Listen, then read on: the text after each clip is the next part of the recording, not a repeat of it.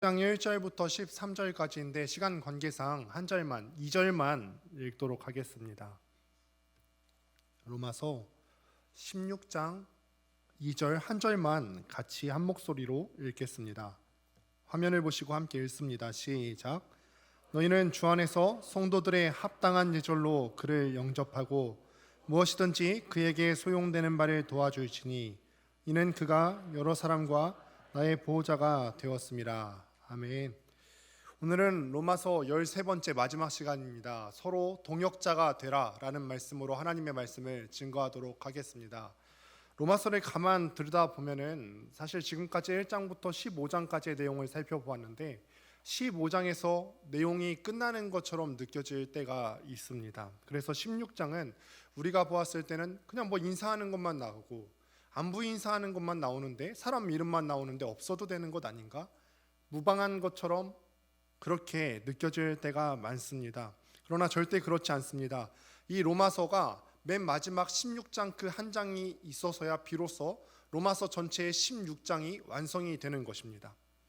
로마서 1장부터 15장까지의 내용을 우리가 지금까지 살펴보았는데 엄밀히 말하면 이런 것이죠. 복음이란 이런 것이다. 그래서 그 복음을 받아들이고 사는 그리스도인은 이런 삶의 양태를 가져야 한다.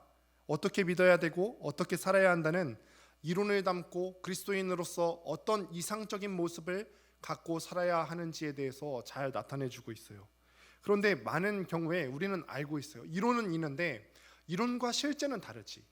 우리가 뭔가 지식적인 것은 있는데 그것을 삶으로 실제로 살아내는 문제는 다른 것 아닌가? 잘 정리된 이론이기는 하지만 전혀 비현실적인 것이라고 비판을 할 수가 있어요. 그런데 우리가 방금 16장 말씀을 한 절만 보았는데 전체를 확대해서 16장 전체를 보게 된다면은 가장 많이 나오게 되는 게 뭐냐면은 사람 이름에 대해서 나와요. 누가 나오고 또 누구누구에게 문안한다고 나오고. 그런데 이 사람의 이름이 나왔다는 것이 어떤 의미를 갖고 있는지에 대해서 한번 생각을 해보셔야 돼요. 사람의 이름이 나왔다는 것은 추상적이지 않은 사실이라는 것입니다. 이 사람이 상상 속에만 나오는 것이 아니라 이 내용이 그냥 지식적인 것에만 머무르는 것이 아니라 실제 삶 가운데서 적용된다는 거예요. 이 사람들은 현실 속에서 삶으로 살아갔던 우리의 믿음의 조상들이에요. 로마서의 내용이 1장부터 15장까지의 내용이 지식적으로만 머무르는 붕 떠 있는 것이 아니라 실제의 삶 가운데서 실천 가능한 하나님의 말씀이라는 것을 그들의 삶 가운데 보여준 이름이라는 것입니다. 따라서 16장이 있기 때문에 비로소 우리가 15장까지의 내용을 그리스도인의 책임과 의무로 받아들일 수 있을 뿐만 아니라 로마서 전체가 완성될 수 있는 것입니다. 이 같은 사실을 알고서 우리가 오늘 로마서 16장을 함께 보았으면 좋겠어요. 그래서 그 안에 나타난 어떤 기적과 하나님의 은혜를 함께 살펴볼 수 있게 되길 바랍니다. 1절부터 16절까지를 보면은 로마에서 지내고 있거나 혹은 로마에 가게 될 앞으로 그리스도인들의 이름이 나오게 되는데 총 27명의 사람들이 나오게 됩니다. 여러분들이 한 명 한 명 또 한번 보시게 되기를 바랍니다. 그리고 그들의 이름을 그냥 쭉 나열만 하는 데서 그치는 것이 아니라 그들이 공동체 내에서 어떤 은혜의 삶을 살았는지에 대해서 간략하게 소개를 하고 있습니다. 후대에 이것을 글로 보고 있는 우리도 이 사람들의 삶의 표현들을 보면서 공동체 내에서는 우리가 이런 모습을 갖고 살아야 되겠구나 깨달을 수 있게 되는 은혜가 있게 되기를 바랍니다. 먼저 2절을 보도록 하겠습니다. 함께 2절 말씀이 있습니다. 시작. 너희는 주 안에서 성도들의 합당한 예절로 그를 영접하고 무엇이든지 그에게 소용되는 바를 도와줄지니 이는 그가 여러 사람과 나의 보호자가 되었음이라. 빨간 글씨만 보게 되면 너희는 주 안에서 성도들의 합당한 예절로 그를 영접하고, 성도들이 서로 지켜야 되는 합당한 예절이 있다는 거예요. 여러분, 성도들 간에는 반드시 지켜야 되는 예절을 여러분들이 갖고 계셔야 돼요. 그 예절이란 뭐냐면은 어떤 성도이든 간에 여기 있는 그 어떤 지체이든 간에 그 안에 하나님의 형상을 갖고 있다는 거예요. 그 안에 그가 하나님의 자녀라는 사실이 들어있다는 것입니다. 하나님께서 여기 있는 모든 각 지체 한 사람 한 사람을 통하여서 역사하신다는 사실이에요. 바꾸어 말하면 뭐냐면 성도와 성도의 관계 속에서 나 혼자 하나님을 독차지하려는 그 생각을 바꿔야 한다는 거예요. 모든 사람이 다 하나님의 형상을 갖고 있고 모든 사람을 통해서 하나님께서 역사하실 것입니다. 나만 통해서 나만을 하나님께서 사용하시는 것이 아니라 나만 하나님을 사랑하는 것이 아니라 나만 하나님에 대해서 잘 알고 특별한 것이 아니라 내가 누구보다 하나님께 사랑받아야 한다고 생각하면은 성도들 간의 합당한 예절은 지켜질 수가 없습니다. 그런 교만은 깨셔야 합니다. 바울은 베베라는 여인을 처음 언급하면서 이 베베에 대해서 소개하기를 우리 자매 베베라고 했어요. 그리고 로마 교인들에게 로마서를 쓰면서는 형제라는 말을 많이 사용하기도 했습니다. 바울이 그리스도를 믿는 사람이면 다 같이 형제로 여기고 다 같이 자매로 여겼다는 것입니다. 한 아버지의 자녀임을 인정하고 존중했기 때문에 바울이 그 형제와 자매를 언급할 때마다 이는 내 형제다, 이는 내 자매다 인정할 수 있었던 거예요. 그리고 바울은 로마서 16장을 그들에 대한 덕담으로 가득 채우게 돼요. 우리가 사람들의 좋은 점만을 뽑아서 지금 바울이 이야기를 해주고 있는데 만약에 우리가 공동체 지체 여러분들이 한 명 한 명을 옆에 있는 사람을 하나님의 자녀로 바라봐 보십시오. 그러면은 우리가 단점보다는 상대방의 좋은 점들, 하나님께서 그에게 주신 특별한 은사들을 여러분들도 찾으실 수가 있게 될 것입니다. 그리스도인으로서 합당한 예절을 지켜나간다는 것은요, 서로를 존중하고 하나님의 자녀로 인정하는 데에서 시작이 되어집니다. 여러분들, 나만 특별하다, 나만 하나님을 더 사랑한다, 나만 신앙적으로 더 우월한 이치에 있다, 여러분들이 혹여나 마음 가운데 조금이라도 이 생각을 갖고 있다면 즉시로 버리실 수 있게 되기를 바랍니다. 또 2절에 이어지는 내용을 계속해서 보도록 하겠습니다. 2절 중간쯤을 보면은 이렇게 표시되어 있죠. 무엇이든지 그에게 소용되는 바를 도와줄지니. 여기서 우리가 두 가지를 생각해 볼 수가 있는데 첫 번째로는 무엇이냐면 상대가 필요로 하는 것을 도와주고 채워줄 수 있어야 한다는 거예요. 상대가 정말로 필요로 하는 것을 우리가 언제든지 살펴보고 도와줄 수 있어야 한다는 거예요. 예전에 일본의 도쿄에서 올림픽이 열리게 돼서 이 경기장을 확장하기 위해서 근처에 있는 지어진 지 3년밖에 안 된 집을 허물어야 되는 공사를 한 적이 있습니다. 그런데 인부들이 그 지붕을 벗기는 와중에 도마뱀 한 마리를 발견했는데 그 도마뱀이 꼬리에 못이 박혀서 움직일 수 없게 된 거예요. 그래서 이 집주인에게 불러서 이 못을 언제 박았느냐라고 물어봤더니 아마도 이건 이야기입니다. 저도 인터넷에서 이제 찾아보게 된 이야기인데 이 주인이 이렇게 얘기하더라는 거예요. 이거를 집이 3년 전에 지어진 집이고 아마 이때 도마뱀도 3년 전에 그 꼬리가 못에 박힌 것 같다 이렇게 이야기를 하더라는 거예요. 그래서 인부들이 너무나 놀라서 이 도마뱀을 보고 있노라니 잠시 후에 이 꼬리에 못이 박힌 도마뱀 주위에 다른 도마뱀이 와서 먹이를 갖다 주더라는 거예요. 이 도마뱀이 못에 박혀서 움직이지 못하는 그 친구를 위해서 하루에도 수차례씩 도마뱀이 왔다 갔다 해서 이 먹이를 주는 바람에 3년 동안이나 꼬리에 못이 박힌 도마뱀이 살 수 있었다는 것입니다. 여러분, 이것도 이야기인데 성경 어디에도 우리의 옆에 있는 사람을 볼 때 장사 미천을 대주라는 말이 없어요. 유흥비를 두말 없이 대주라는 말도 없습니다. 우리가 옆에 있는 지체를 도와준다고 했을 때 여러분들이 이런 개념으로 받아들이셔야 될 거예요. 어떤 지체를 보면은 정말로 땀 흘려서 피땀 흘려서 수고하고 일하는데도 불구하고 자녀의 학비가 모자라서 어려운 처지에 있다면, 정말로 내 최선을 다해서 일자리를 찾으려고 노력했는데도 불구하고 일자리를 차지하지 못해서 어려운 지체가 있다면, 또 어떤 사람은 갑자기 재난을 당해서 추위에 이 추위를 막을 따뜻한 옷 한 벌이 없다면, 그런 상황에 있다면 그 필요로 하는 것을 나누고 채워줄 수 있어야 한다는 거예요. 우리가 공동체 내에서 참 믿음의 사람이라면 나만 보는 것이 아니라 내 옆에 있는 지체가 혹여나 그런 상황에 처해 있지는 않은지 우리의 눈을 열어서 살펴볼 수 있어야 한다는 것입니다. 하나님께서 우리에게 물질을 맡겨주신 이유가 바로 여기에 있지 않을까요? 내 주위에 있는 사람이 필요로 하는 것을 내가 줄 수 있을 때 내가 필요로 하는 것도 주어지는 것입니다. 나의 쓸 것을 위해서 내가 간절한 마음을 가지고 여러분들이 기도하신 적이 있지 않으십니까? 여러분들 필요하신 것 있으시잖아요.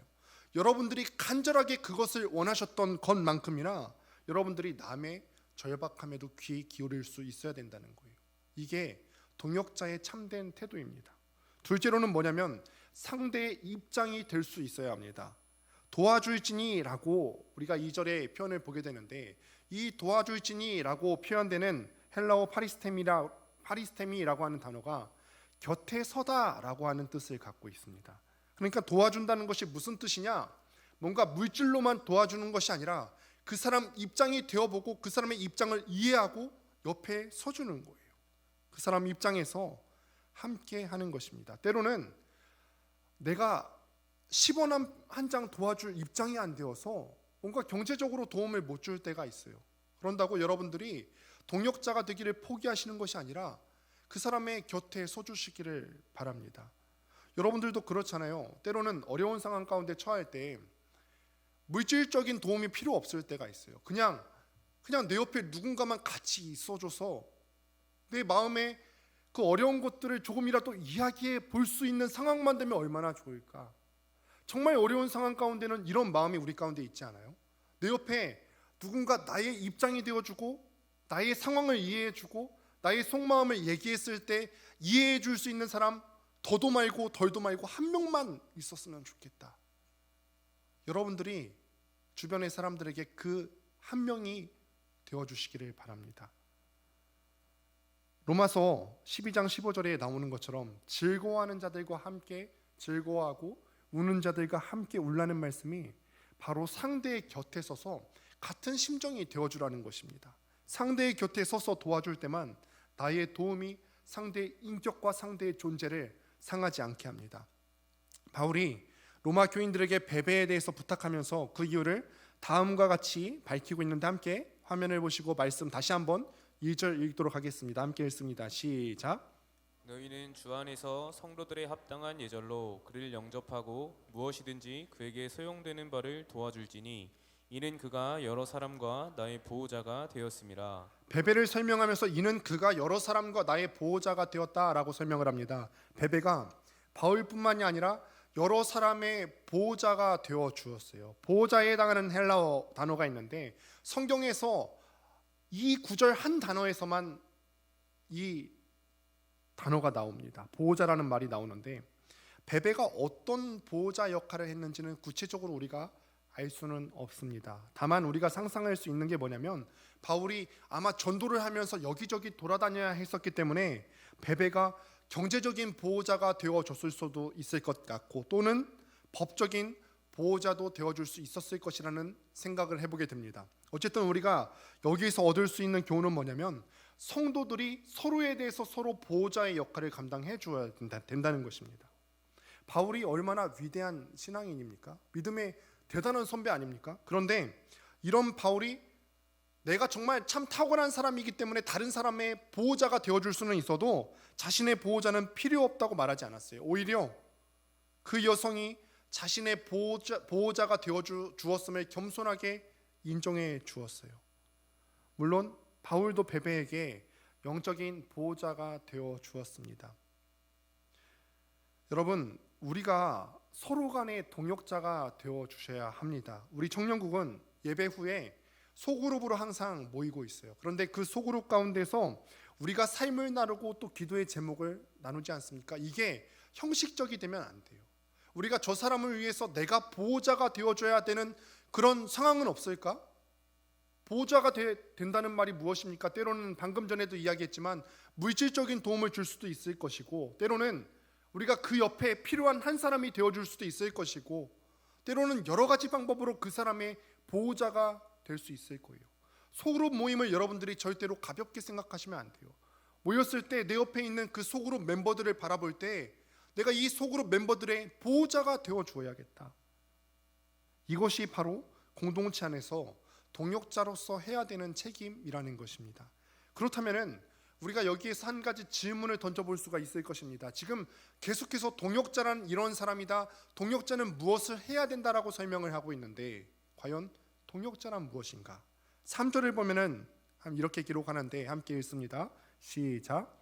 너희는 그리스도 예수 안에서 나의 동역자들인 브리스가와 아굴라에게 문안하라.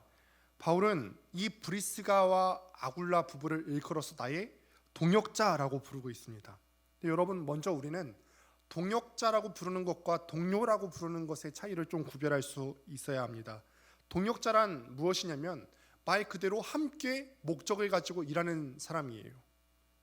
그렇다고 해서 여러분들이 지금 직장 생활하는 분들도 많이 계실 텐데 뭐 함께 일하는 같은 팀장 혹은 함께 일하는 뭐 과장, 이런 사람들을 이는 나의 동역자다라고 부를 수 있겠습니까? 이런 사람들을 무조건 다 동역자라고 부를 수는 없습니다. 만약에 우리가 같은 사무실에서 일을 하고 학교에서 같은 프로젝트를 진행한다 할지라도 일하는데 생각이 다르고 가치관이 다른다면 이 사람과는 우리가 동역자가 될 수가 없어요. 같은 생각, 같은 마음, 같은 목적을 가지고 함께 일하는 사람을 가지고 우리는 일컬어서 동역자라고 하는 것입니다. 바울은 이 브리스가와 아굴라 부부를 언제 알았냐면은 고린도라고 하는 지역에서 알았어요. 이 남편 아굴라라고 하는 사람이 어떤 일을 하는 사람이었냐면 바울과 같이 천막 만드는 일을 했던 사람입니다. 그런데 이 2차 전도 여행 때 바울이 2차 전도 여행을 하고 있을 때 고린도를 떠나서 에베소로 향할 때 아굴라 부부도 자기들이 살던 고린도를 떠나서 에베소로 가서 바울과 같이 동역했어요. 여러분, 누군가를 돕기 위해서 동역하기 위해서 내가 살고 있던 그 생업과 터전을 버리고 이동할 수 있는 것이 쉬운 일이겠습니까? 그러다가 바울이 이제 로마로 가리라는 것을 안 뒤에는 그들이 먼저 로마에 가서 그곳의 교우들과 함께 신앙생활을 먼저 하고 있었던 것입니다. 이것만으로도 너무도 아름답고 든든한 동역의 모습이 아닐 수가 없어요. 그런데 신앙인으로서 우리가 동역자가 되기 위해서는 한 가지 사실을 더 아셔야 되는데 3절에서 바울이 이렇게 얘기합니다. 그리스도 예수 안에서 나의 동역자라고 얘기해요. 동역자라는 것이 어떤 같은 목적, 같은 일을 하기 위해서 서로 팀워크를 발휘해야 되는 동료인데 그 안에서 특별히 첨가하자면 그리스도 예수 안에서 나의 동역자, 함께 그리스도 안에 있어야 한다는 거예요. 같은 신앙을 가지고 있어야 된다는 것입니다. 진리의 길을 걸어가는 데는 동역자가 반드시 필요한 법입니다. 예수 그리스도께서도 제자들을 동역자로 여기고 그들과 함께 계셨어요. 하물며 우리와 두말할 나리가 있겠습니까? 바울도 동역자를 뒀고 예수 그리스도께서도 그의 생애, 공생애를 위하여서 또 동역자를 두고서 함께 움직이셨는데 우리는 또 어때야 되겠습니까? 우리에게도 여러분들 한번 돌아보십시오. 나에게 진정한 신앙의 동역자가 있습니까? 여러분, 또 오늘 수료식을 하게 되었는데 제자반 12기 서로에게 동역자가 되어주시기를 바랍니다. 아굴라 부부가 바울을 위해서 생명을 걸었던 것처럼 우리도 서로를 위해서 모든 것을 아낌없이 버릴 수 있는 동역자가 내 옆에 있는 사람들에게 되어주고 있는가? 내 소그룹 사람들에게 되어주고 있는가? 멤버들은 리더들을 생각할 때 내 소그룹 리더를 위해서 내가 이 소그룹 사역을 감당할 때 진짜 나의 모든 것을 헌신하면서 내어주는 동역자가 되어주고 있는가? 리더들은 멤버들을 바라볼 때 또 마찬가지로 나의 시간과 물질을 아낌없이 쏟아가면서 내가 이 멤버들의 동역자가 되어주고 있는가? 아굴라 부부가 어떻게 그렇게 바울에게 있어서 신실한 동역자가 되어줄 수 있었습니까?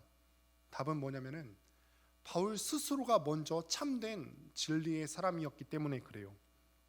예전에 세상을 떠들썩하게 만든 한 사람이 있었습니다. 70년대에 양은이파의 두목 조양은이라고 혹시 들어보셨어요? 근데 이게 진짜 깡패거든요. 그냥 작은 동네에서 양아치처럼 움직이는 것이 아니라 진짜 조폭 같은 사람이에요. 이 사람이 5공화국이 시작되면서 감옥에 투옥이 돼서 15년 동안을 살게 되었어요. 그 정도면은 이 15년 동안을 두목이 감옥에 가게 됐으면은 이 조직이 다 와해되었어야 정상이지 않습니까? 그런데 15년이 지나서 출소했는데 다 도열하고서 조직원들이 조금도 와해되지 않은 모습을 보였다는 거예요. 심지어는 수많은 조직원들이 그가 총각대 투옥되어서 있었다고 해서 다 같이 결혼을 하지 않고 있었다고 합니다. 어떻게 이런 일이 가능할까? 이게 뭐 깡패를 예를 들어서 조금 그렇긴 하지만 어떻게 이렇게 표현하면은 조양은이 좋은 동역자를 둔 거죠. 조양은이 진짜 깡패였기 때문에 그래요. 그냥 가운데서 누구 양아치 짓을 하는 게 아니라 깡패가 되고자 하는 사람은요, 진짜 깡패 조양은 밑으로 다 모였던 거예요. 사업가다운 사업가가 되고 싶어 하는 사람은 워렌 버핏 같은 사람, 진짜 사업가를 만나고 싶어 하죠. 그리고 예술을 열정적으로 사랑하는 사람은요, 진짜 예술가 옆에 있고 싶어 해요. 그리고 진정으로 진리를 사랑하는 사람은 진리의 사람 곁으로 모이게 되어 있습니다. 꽃이 나비를 찾아다니는 법은 없습니다. 꽃은 향기만 풍길 수 있으면은, 꽃이 제 아무리 그늘진 곳에 있다 할지라도 나비가 다 찾아오게 되어 있다는 거예요. 마찬가지로 진리가 사람을 다 하나하나 따라다니지 않습니다. 진리가 진흙 속에 감추어져 있어도 이것이 진리임을 아는 사람은 그 진리를 따라서 찾아오게 마련입니다. 여러분, 여러분들이 정말 하나님의 말씀을 사모하고 여러분들이 정말 진리의 사람이 되기를 소망한다면 그 진리의 사람 근처로 진리를 사모하는 동역자들이 모이게 된다는 거예요. 따라서 여러분들이 내 주위를 둘러보았을 때 나는 진리의 동역자라고 말할 만한 사람이 한 명도 없는데 하면 누구부터 의심해야 되죠? 나부터 의심해야 되죠. 내가 진리의 사람이 아니기 때문에 내 옆에 진리를 사모하는 사람이 꼬이지 않는 거예요.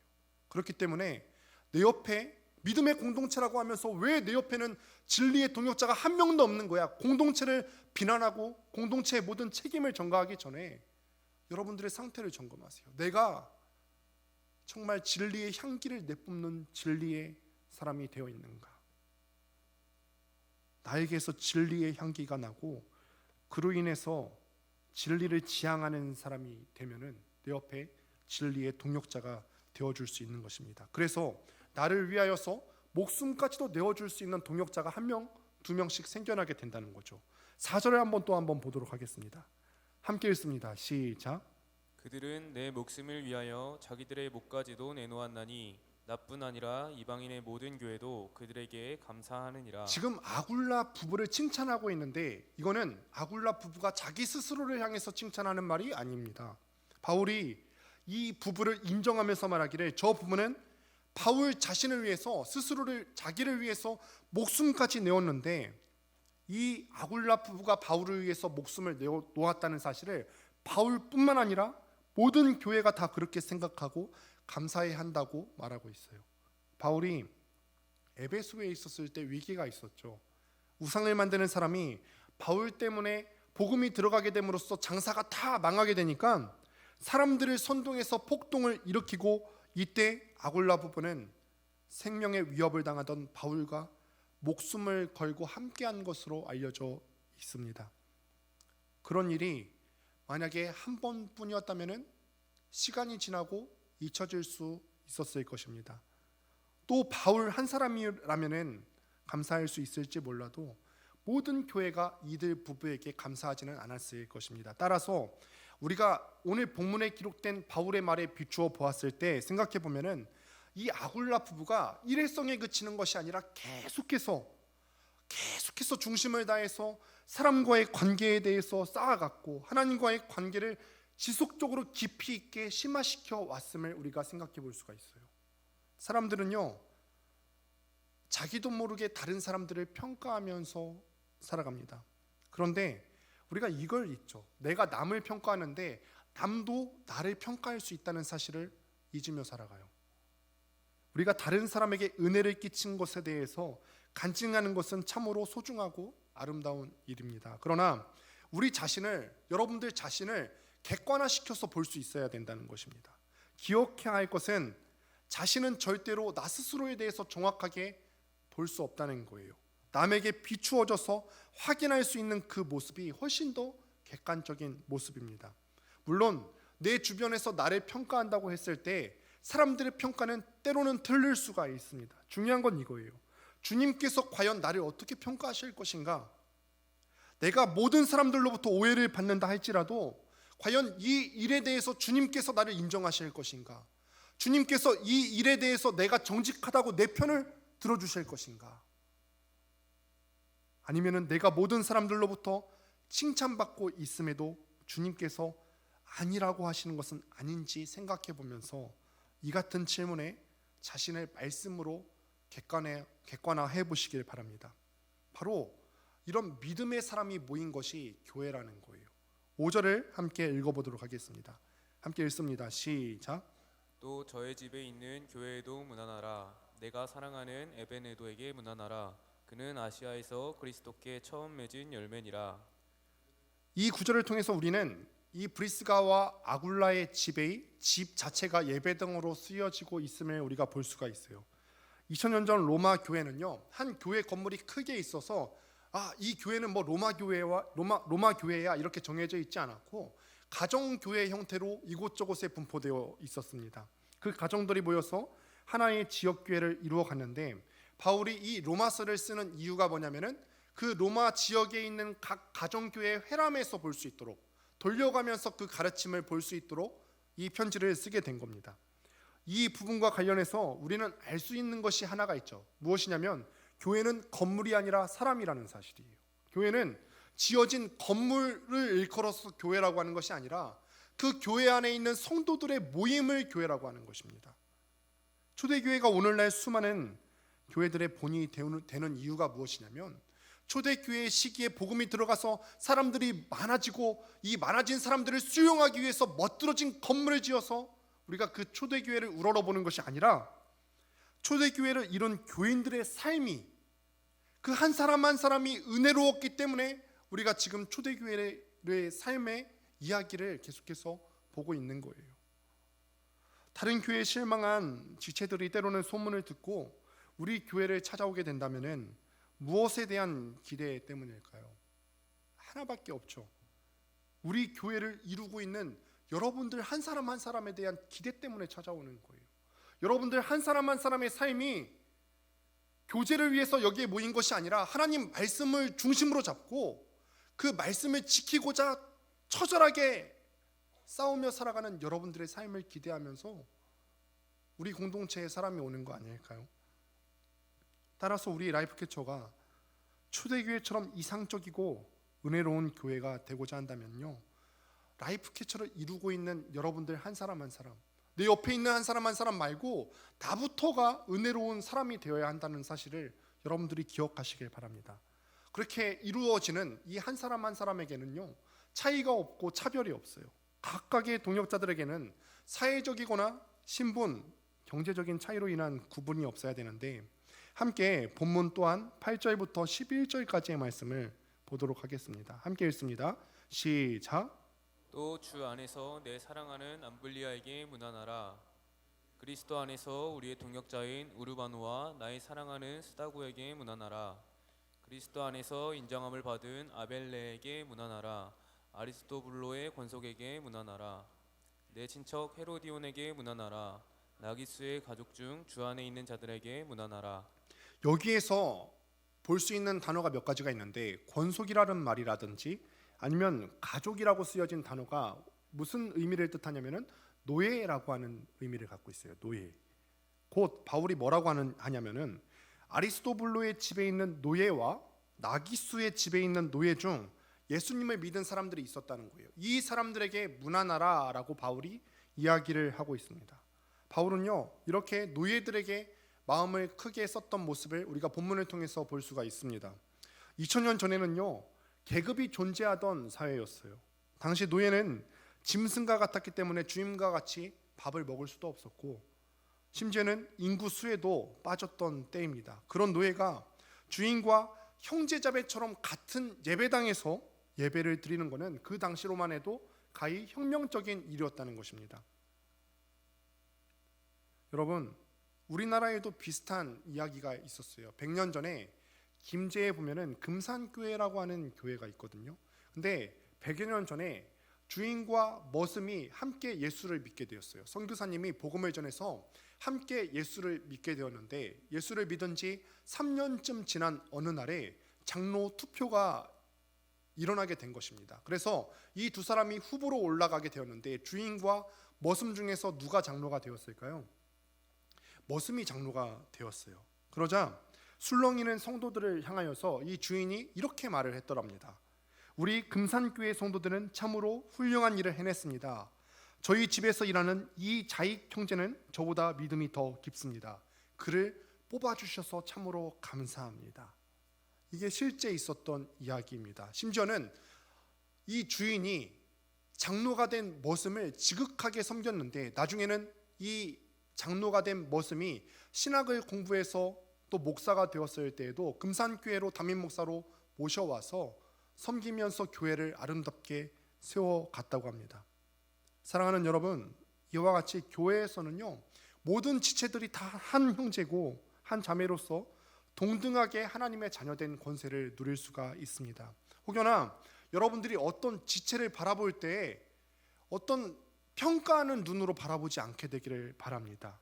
혹여나 우리 가운데 어떤 지체가 우리 눈에 봤을 때는 쟤는 좀 모자라 보이는데, 쟤는 어떤 자격이 좀 미달된 친구가 아닐까?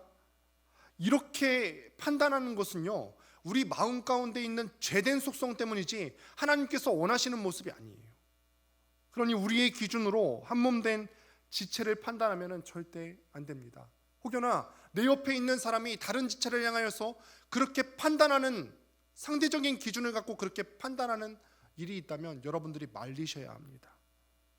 그것이 우리가 공동체 내에서 동역자를 세우는 방법이에요.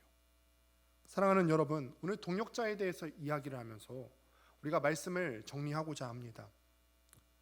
저는 오늘 여러분들도 이미 다 인사를 했다시피 마지막 설교를 준비했어요. 그냥 평상시와 똑같이 쭉 나갔어요. 로마서 말씀을 쭉 나가서 어느덧 마무리하는 시점이 되었어요.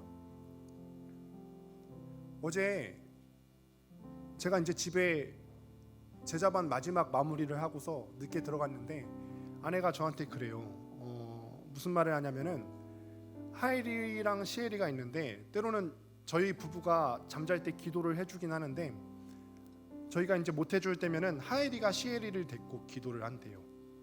하엘이가 데리고 들어가서 동생을 데리고 들어가서 기도를 하는데 내일이 우리 마지막 주일 예배야, 잘 드리자, 이렇게 기도를 했대요. 근데 제가 이 자녀들을 보면서 문득 그런 생각이 들어요. 만약에 내 어떤 건강에 일신상에 어떤 문제가 생겨서 우리 부모된 사람이 먼저 떠나게 된다면은 이 남겨진 두 아들을 두고 어떤 마음이 들까라고 생각을 했을 때 얘네가 서로 의지하면서 좀 살았으면 좋겠다. 이 형제가 피를 나는 이 가족이 좀 의지하고 살게 되면은 얼마나 기쁠까. 말씀을 준비하면서 딱 그 생각이 들었어요. 저는 이제 떠나게 되는데 남아있는 여러분들을 위해서 간곡하게 드리는 말씀은 서로 동역자가 되라는 거예요. 서로 동역자가 되어서 여러분들 한 사람 한 사람이 은혜로운 사람이 되어서 그렇게 모인 우리 라이프 캐쳐가 은혜로운 공동체가 된다면 나 한 사람이 없어져도 우리 공동체 끝도 없을 거예요. 그러니 여러분, 이 시간에 함께 결단합시다. 내가 먼저 은혜로운 사람이 되겠습니다. 내가 먼저 내 옆에 있는 사람의 보호자가 되겠습니다. 내가 먼저 내 옆에 있는 사람들의 필요를 알고 그 사람의 필요를 채워주기 위해서 애쓰겠습니다. 이게 하나님께서 바라시는 교회가 아닐까요? 저도 내려가면 몸은 떨어져 있지만 그런 교회를 또 그곳에서 이루기 위해서 최선을 다할 것입니다. 그러니 여러분들께서도 이 자리에서 머무시면서 하나님의 교회를 이 금천구 지역 가운데 우리 신일교회 가운데 아름답게 이루어 가시기를 주님의 이름으로 축원합니다. 우리 다 같이 일어나서 결단합니다.